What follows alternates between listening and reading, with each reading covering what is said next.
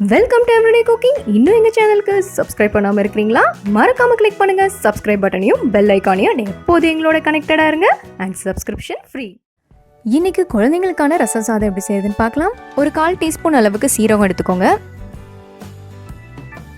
கொஞ்சமாக மிளகு, ஒரு 2 பல் பூண்டு. இதை இப்போ நல்லா தட்டிக்கலாம்.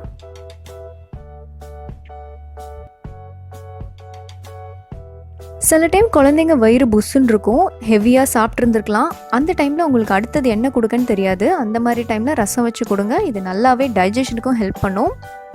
இது ரெடி ஆயிடுச்சு. இப்போ கொஞ்சம் கருவேப்பிலையும் மல்லித்தலையும் ஆட் பண்ணி மறுபடியும் தட்டுங்க.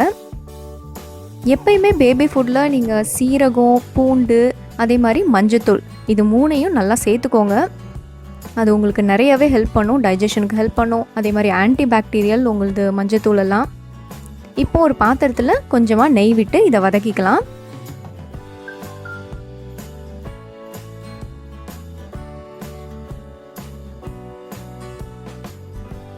சீரகம் உங்களுக்கு டைஜஷனுக்கு மட்டும் இல்லைங்க, சளி வராமல் இருக்கிறதுக்கு கூட அது ப்ரிவெண்ட் பண்ணும். அதே மாதிரி காலிக்கு கூட அது ட்ரீட் பண்ணும். ஸோ கண்டிப்பாக சீரகம் எப்பயுமே சேர்த்துக்கோங்க. இப்போ ஒரு பிஞ்ச் பெருங்காயத்தூள், ஒரு பிஞ்ச் மஞ்சத்தூள்,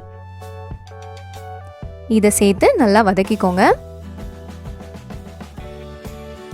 இதோட நம்ம ஒரு சின்ன தக்காளியை கட் பண்ணி ஆட் பண்ண போகிறோம். இந்த தக்காளியும் ஓரளவுக்கு வதக்கிக்கலாம். இதோட தேவையான அளவு உப்பு சேருங்க.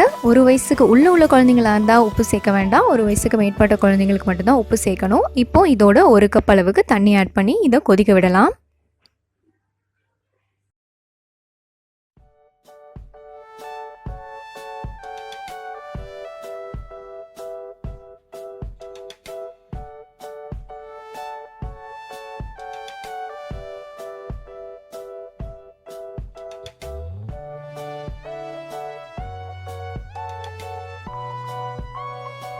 குழந்தைங்களுக்கு ஃபீவர் டைமில் இது கொடுங்க, இது ரொம்ப பெஸ்ட்டு. இப்போது கொஞ்சமாக சாதம் எடுத்துக்கோங்க, இதை மசிச்சு இப்போ ரசம் போட்டு பிசைய போகிறோம். ஸோ ஃபீவர் டைமில் நீங்கள் குழந்தைங்களுக்கு இதை கொடுக்கறதா இருந்தால் நெய் போட வேண்டாம். டைரெக்டாக அந்த தட்டி வச்சதை போட்டு தக்காளியும் போட்டு தண்ணியை ஊற்றி கொதிக்க விட்டு எடுங்க, அதுவே போதும். நெய் சேர்க்க வேண்டாம் அந்த டைமில். எப்பயுமே சாதத்தை ஒரு தடவை நல்லா மசிச்சுட்டு அதுக்கப்புறம் நீங்கள் ரசமோ இல்லை குழம்பு வைக்கிறீங்களோ அதெல்லாம் போடுங்க, இல்லைன்னா ஒழுங்காக மசிக்க வராது.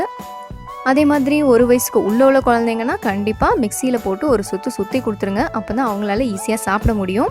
இதுவும் ரசம் சாதம் ரெடி.